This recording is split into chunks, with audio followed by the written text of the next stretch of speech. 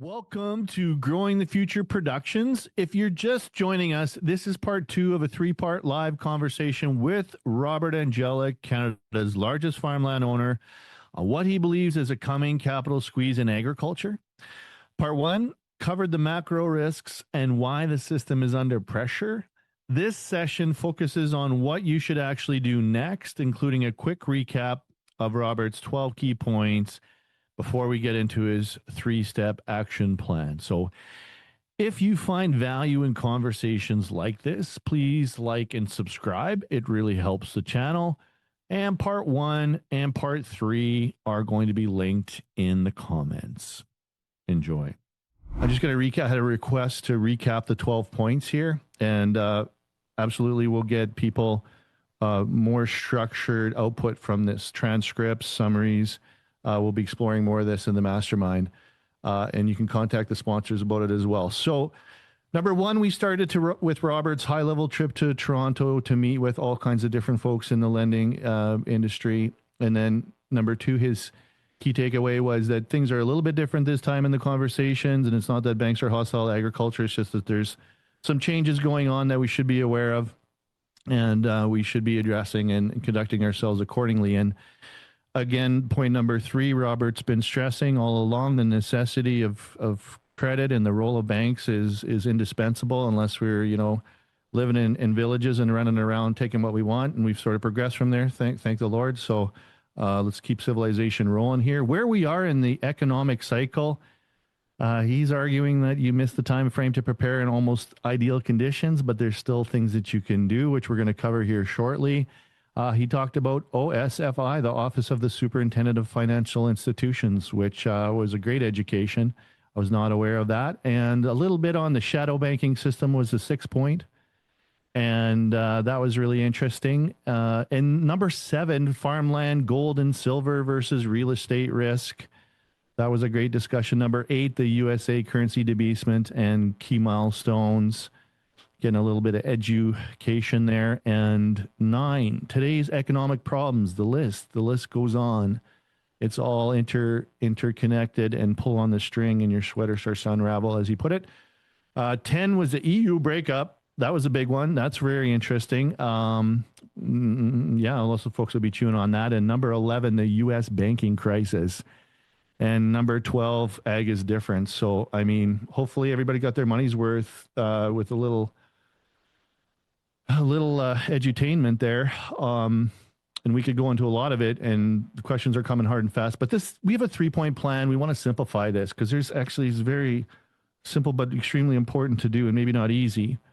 But this 3-point plan, number 1, you're saying today, your message is today. Start with your accountant, not your banker. Before you talk to the bank, talk to your accountant. Learn the language, learn the metrics, prepare yourself. What do you have to say on that, Robert? Well, just to go back a little from where we were, once problems are identified in any one sector, the banks often relocate lending. They will also tighten up LTV, loan to value, debt service requirements, more equity, stronger covenants, and higher spreads. Spread is from the GOCAN, the spread they make after on mortgages. Anyway. Yeah. Okay, so that being said, then the producers usually are a little bit disconnected from the lender's line of thinking and what's important to the lender. Producer knows his stuff, and he takes a lot of things for granted because he works every day with that. But you have to grab the bull by the horns and have an accountant or somebody, because accountant will think very similar to the way that banker thinks in identifying the red flags. And then you go through it all. I've done it lots of times. I do it on a regular basis, where I go identify my red flags. and then try to address them in numbers, not in oh, I can maybe do this or maybe do that. Just talk and do it in numbers. So another, you're giving your lender ammunition to go and promote and fight on your behalf. No, you don't have to foreclose. No, we don't have to do this. We can give him more time. Yeah. Yeah, no, I got you there. Okay, so start with your accountant, go through your red flags, go through your financials. Then point number 2, and I know this seems really simple, but yeah, go talk to your banker in their language. Give them the ammunition they need on the key metrics that they're looking at to strengthen your case. Yeah, well, the whole thing is to be proactive and give your banker some ammunition. He has to explain it to his higher ups, and depends how big the loan is. It goes next level, and then ultimately ends up in Toronto if it's really big. Right, right. Yeah, there's a hierarchy there. And then number 3, run your business by the same metrics that the banks use. So manage it on balance sheet strength, liquidity, coverage, rate sensitivity, all that good stuff. Update collateral value, structure debt conservatively, spread lender exposure. From this point on, I think it's survivability rather than growth, and cover all the inefficiencies or any inefficiency that you see. Example, like even simple things, like let's say you got 2 3/4, 10 miles away from, or 5 miles away from your main operation. Couldn't your time be better spent if you had those quarters much closer, or even maybe do away with them, so you don't have that inefficiency? Um, and then look at your balance sheet strength, your liquidity, your coverage ratio. Banks always have a coverage ratio they like to see. Uh, Whatever it is for an individual is according to his credit rating and everything else. Uh, Rate sensitivity, if you had to renew a mortgage, where would it be? What I see, maybe as a side note, I don't think we covered it. I see interest rates going down most likely in the very near future. And no matter what Powell says, Powell, the Fed chair, U.S. He's done Uh, like dinner. Yeah. that they're not going to lower this and that. I think the unemployment numbers are going to go through the roof in U.S. Well, increase a lot anyway, and that'll force Powell's hand to lower interest rates. And with all those problems in commercial real estate, shadow banking, derivatives, and everything else, he's already at the window contributing billions. In other words, QE, quantitative easing. But they don't call it that; they call it something else. But the result's the same. Yeah. So I think that'll force his hand and lower interest rates. But the problem isn't necessarily going to be the lower interest rates. Problem is going to be capital availability. I was asked that same question by Ted Cockwell in a breakfast 3 years ago.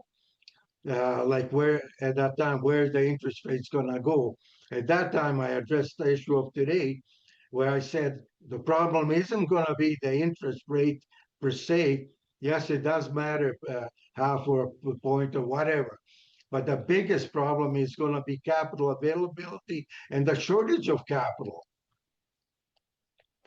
And can you get? Yeah, there's a lot there. You're saying the unemployment numbers will be bad this week, or Oh, no. I'm talking. They've been giving you the wrong numbers to begin with all along. yeah, And they fudge the numbers, okay? That doesn't yeah. matter whether it's unemployment or GDP or whatever, gross domestic product. Yeah. Well, Uh, it's all a little bit of musical chairs, isn't it? Well, what I mean, Where do you go from there, folks? Just a second, I have to finish the rest. Okay. Okay.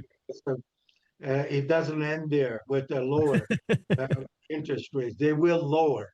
Yeah. But then ultimately, Powell is going to be up against unemployment. Does he let unemployment run wild? Or does he do QE? Like, again, they'll call it something else, but it'll be the same result. QE and let inflation run. I think he'll do the QE because that's the only thing politically feasible. Yeah. And then ultimately, 2, 3 years, maybe even less, inflation going to take off, and I see inflation in double digits then. Okay. Okay, Right. I don't do this to scare anybody. I act on all this. I'm prepared for all this. And I've like taken the bull by the horns and done things that reduced my LTV. I think ours is 24% or less LTV, loan Yeah. to value. And got ready. This is what the intent of all this is: preparation. Yeah. No, we appreciate it, We Robert. all will be affected by it. There is no getting away from it. If you're prepared, you'll be affected to a much lower degree than somebody else that isn't, and that keeps on going. Like, yeah, it's all yesterday's, and things have not changed. Well, that's why we're here. So, let's just take a breath there. The sponsors, I'd love to hear what you're thinking. If you had some questions for Robert, if you had any input, Janice, you got your mic. Mic is hot. You're live. Janice, how would you like to contribute? Appreciate it. I thought I'd take this opportunity in between the drilling outside the building here.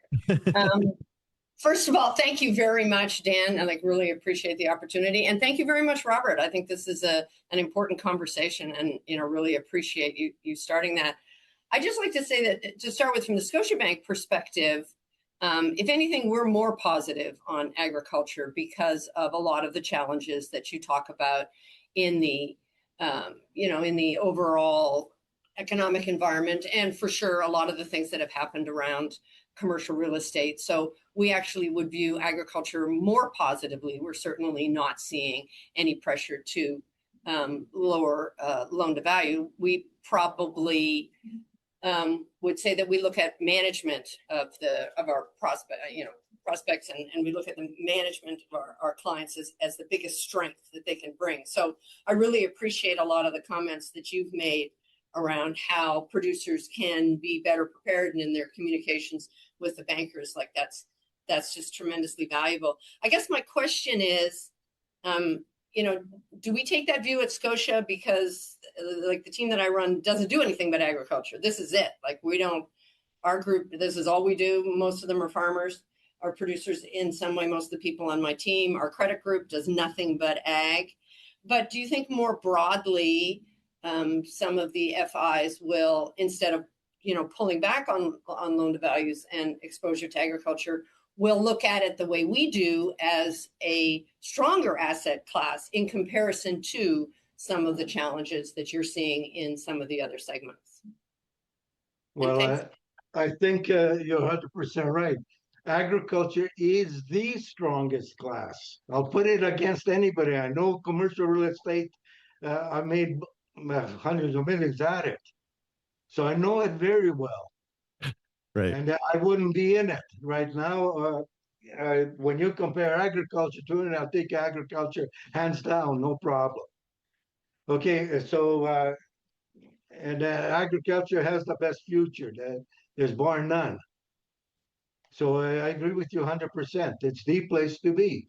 But the problem still is that most of the lenders, I'm talking the ones that are not associated with agriculture, like regional and so on, the ones that if you get to a certain level, you have to go for approvals to Toronto.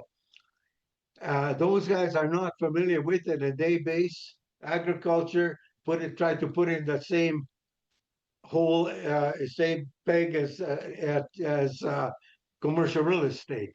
Well, commercial real estate has returns cap rates of what, 10, 20%.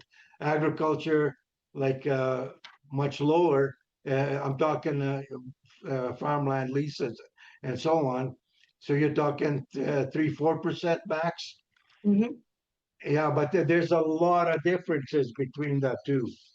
That I've got a list of I don't know how many items like where I compared the two. So you're 100% agriculture beats it hands down. Commercial usually like a rent. There's a rent-free period usually in commercial real estate, which agriculture doesn't have. Rent-free period where you do a lease and 6 months may be rent-free. So get asked those questions when I go to Toronto. What's your rent-free period? I know right away where they're coming from. It's commercial real estate background. Your TIs, tenant improvements, participation, and in a bad market, you'll do both. You'll give a big rent-free period, and you'll also have a big TI component, 100,000 or whatever tenant improvements. 5 years later, the guy's finished. He moves elsewhere. New tenant comes in, rip them all out, start all over again. Uh, Carries a lot more.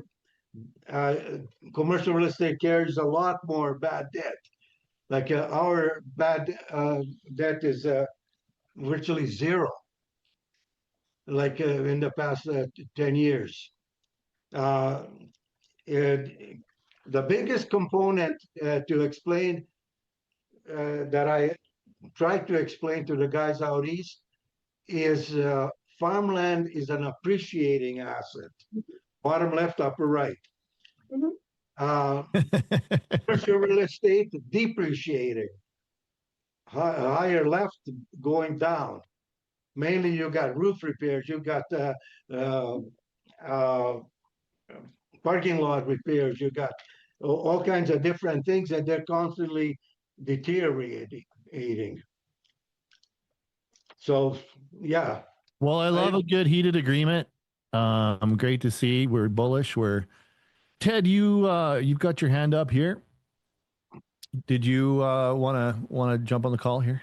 Yeah, absolutely. Well, thanks, Dan, and thanks, Robert, for this stimulating conversation this morning. It was really great for producers and people in the ag sector. We're definitely moving into, a cycle here that's going to be a little more challenging. But one thing I know about Robert's mindset is that he's a very positive individual. He's always sees that glass as half full. And so I'd just like to ask you this morning, Robert, in the face of adversity, what are some of the opportunities for the producers that will arise from the current situation? Okay, if you look at opportunities, like there's a lot of problems, of course, with the tariffs and global trade and so on. Global trade is decoupling, but economically, it's still tied together with nothing unraveling there yet. So the opportunities are like when you look at uh, President Trump's tariffs and everything else. Prime Minister Carney is doing, I think, a damn good job at finding new markets. But those won't be realized for years down the road. It takes a long time. You need different infrastructure. You need different shipping routes. Deep sea ports. You need all kinds of different things to completely change the trade routes, and that has to happen to some degree. But it's good that we won't be dependent on any one buyer like U.S. or China or whatever.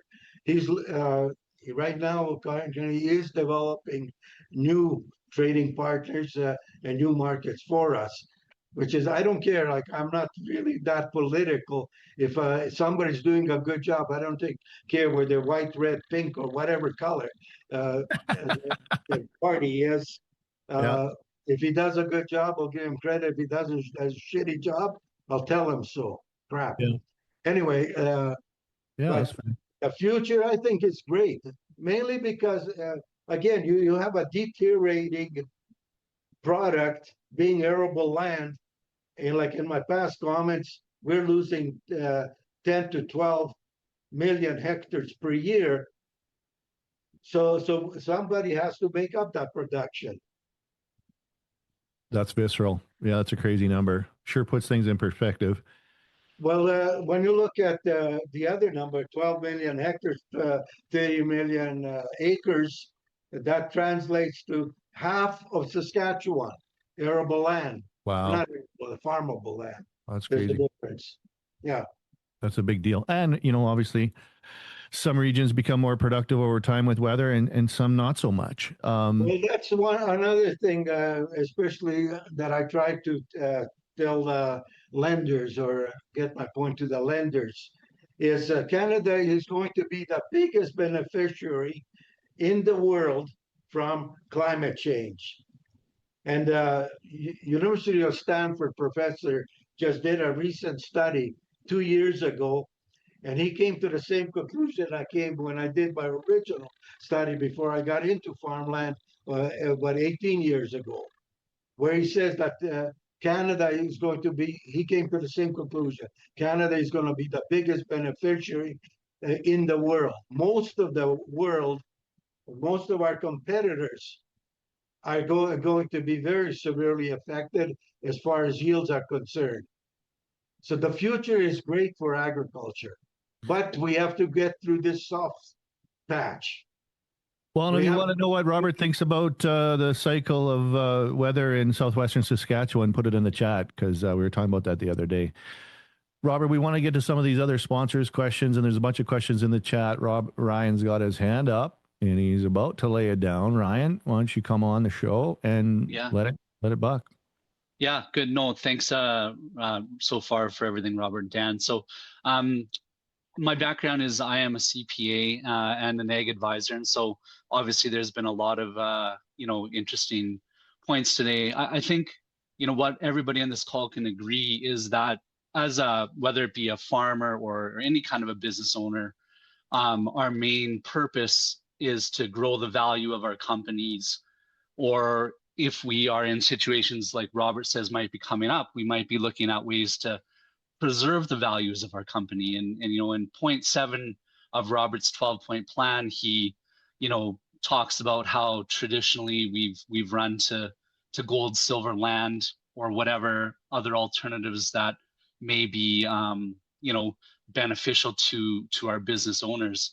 So my question for Robert, besides gold, silver, land, have you explored or have you yourself been involved in other alternative asset purchases or investments, such as, say, a life insurance strategy, or what other options are there out there that maybe you've see value in?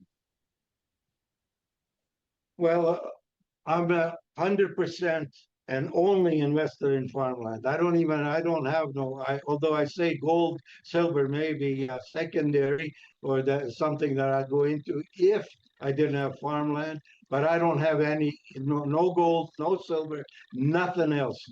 No investment in the stock market, into the derivatives, into the bonds, or not anything else. Your question about that alternative capital base potential through life insurance, or I didn't quite understand what you were saying, but because I don't know that field. Maybe you can explain it better what it is. Yeah, well, I mean, I guess we want to, a lot of, the strategies are diverse. Like you've not done a lot of diversifying, as you just sort of said. So if you were looking at some alternatives to sort of help to grow your business or preserve your business, estate planning, succession planning, as sort of part of the overall plan as a business owner or as a farm operation, I was curious as to what other alternatives that you saw value in. Well, we do have succession planning, that's definitely embedded into our system. You don't have a secret stash of Bitcoin, Robert? Come on, come clean. I think you're a fanboy. Well, 100% farmland, and that's it. Because I think my point, like a lot of people ask me this, even the lenders ask me that. Why don't how can you know diversify this and that? And I tell them this. I tell them if I do all my homework, all my research, and if I find that there's an industry that I peg as number one, why the heck would I want to invest in number 3, 4, 5, and 10 down the road? You know, I'll be in the what I think is the number one and the best industry there is.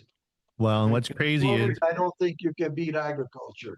if people haven't listened to the original podcast, you built up a real estate empire, commercial real estate empire in Manitoba, to the tune of selling it for hundreds of millions of bucks back in the day, 2008, before the crash, lock, stock, and barrel, not a little bit, not a reduction, but you sold it all before the crash, and that was the largest commercial real estate deal in Manitoba at the time, or Canada?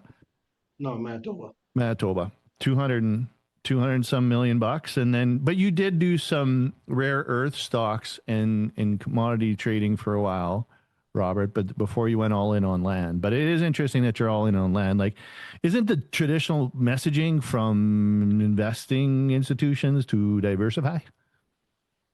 Well, they can, like I said, if you want to pick a number 4 or 5 down the road rather than the number one. Yes, I was in commodities. That's why I understand the whole darn economic that tied together, integrated, how integrated they are, and everything else. Because I used to trade commodities, copper, gold, silver, oil. At that time, I was I had a lot of shares of Viterra just before they sold, and and then before that, of course, construction and everything else. And then I used to, in commercial real estate, I deal with all the main players, like UPS was a tenant, Walmart, all the household names were tenants. So, and I used to visit them the same way I visit my tenants today. And then they'd give me all the insights of how the business is going. Because the first ones to notice are the shippers and truckers, trucking industry. Like soon as when the economy starts getting softer, they notice it first. And today, like consumer, U.S. consumer, I think, well, Canadian consumer as well, they're up to their eyebrows in debt. And for U.S., let's say, consumer is 70% of the economy. So why do these economists have to make these things all so difficult? And the theories, this and that, and everything. Look, just if he's 70% of the economy, look at that's what he's doing. That's it. Simple. Yeah. Yeah, that's fair. I think it's material to this conversation today to put on the record that you are totally invested in farmland as an asset, and that was a big bet you just refinanced, and it was a big number you shared with me. Well, that's of course we've been meeting with a lot of lenders there for the refi, and that's where I found out that generally speaking, the lenders are looking at lowering the LTV. Before the LTV, loan to value, they would give us 75, 80%. Now they're trying to reduce it to 60, 65, preferably 50. Like for everybody thinks like that investors have an edge on the market or something. We were always 50 for pure investors in farmland. They never went to 75. We were always at 50. Today they prefer 30%, and some have. I've been told if you want interest only, that is below 20%. Okay, well, maybe we should send them this podcast and they'll turn that LTV bus around a bit here. Tim, Tim, did you have something to share as well? Yeah, I kind of had a perspective on kind of something that Robert shared, is that agriculture and farmland are different than all these assets. And yes, farmland is an investment, but it's also an input. So if you're going to produce, you need land, right? And you can either own it or you can rent it, but it's an input. And so, how do we don't need to communicate that to Janice and the lenders out there. They already know that. But above them, how do we get that message out there, kind of at the OSFI level, and kind of communicate that it maybe does deserve a different approach? How do we do that, Robert? Well, that's what I've been trying to do. That's what all my trips to Toronto were, because let's face it, the further you are, the higher up you are up the scale, usually they have very little contact with agriculture. The only thing I get when I go up there occasionally, oh yes, used to visit my grandfather's farm 20, 30 years ago when I was a kid, and this and that. But that's got nothing to do with today's farmland technology and the inputs and the equipment costs and everything else. But anyway, bottom line is you have to educate them, and I've been doing that. In all fairness, they are much more attuned today than they were 15 years ago when I started going there. They are much more familiar with it. They're doing a lot more research and everything else. So I got the ball rolling already. There's no question about it. Well, and Because we I appreciate need that, the Robert. questions and by their answers. Yeah, anybody who's been part of this conversation, I think, is starting to realize what's happening here. I think that's awesome. So, Mr. Shepherds, Harry and Justin, do you folks have something you wanted to add here before we start getting to the panel? Thanks, Tim. Are we done? Did you have anything else to add there? Yeah, thanks. Great question. Great question. So just before we get to Shepherds here, Janice, you had your hand up. You wanted to maybe carry on that point or add? Yeah, no, just respectfully, I just like to push back a little bit, Robert, on your assessment of what, and I can only speak for Scotiabank. I can't speak for the other FIs broadly, but we view agriculture very positively right up to the top of the bank. I'm a managing director. I run all of ag from small business up to our largest clients. So there is no, as I said, right at the beginning, we probably view agriculture even more positively given some of the challenges in some of the other segments. So, listen, I work for Scotia and I don't have any comments to make about any of the other FIs. And there are everything, there's a big focus here on loan to value, which I think is maybe a little bit misplaced. When we look at a producer, we look at the overall operation. As I said, first and foremost, we look at management. We look at the market. We look at a lot of different things. One of those metrics might be loan to value, and not necessarily the dominant one. But my experience is that we are not seeing any sort of pressure on those values. We're certainly not seeing, to some of the comments that others have made, and you have made yourself. I think, broadly speaking, most of the FIs view agricultural, opportunities as a strong industry and as a very strong asset class. So, just wanted to. That's awesome. That's awesome. I'm so glad you're here. Well, I agree with. There's differences, no question. Okay, because we met with over 20 different lenders. There's actually differences, and the differences are according to their exposure. What's their exposure to what industry and everything else, and that'll govern their ability to lend into new space. That you'll have to agree with, because those are facts, and that different banks lend into different areas and are more exposed in some areas than other banks. For sure. When you have a familiarity with a segment, that is something that, provides comfort. We are, very strong in agriculture. We're very familiar with it. We understand it. We get it. So that gives us a comfort level. Totally agree with you on that. Janice, can I put your contact into the chat here? I didn't want to Sure, just be absolutely. gratuitous. But folks, we had someone comment here. Thanks, Janice. That's great to hear. Maybe it's reassuring to everybody on the call, but it's something to have a conversation about. So I'm going to put Janice's contact in the chat here, and any of the others. I'll get to all the sponsors here. If you as sponsors are putting your contact into the chat, I will. So please do. But yeah, Janice, thank you for being here and presenting your point of view. This debate is, as we think, quite healthy. Now, the shepherds, we want to get to the shepherds yet, gentlemen. You've been kind of quiet so far, but what's your take on it? Or did you have a question before we move to the audience? Amazing, wonderful conversation. Lots of great topics. Just an easy one for Robert. Basically, back to the topic of loss of arable land. What continent or countries do you see the bulk of it, or the highest percentage of the loss, and what crops are affected? Is it cotton, corn, beans, wheat, and how that might relate back to Western Canada and what we grow here? Good question. Thank you. This is a global number done by UN. So they have even trouble differentiating arable to farmland.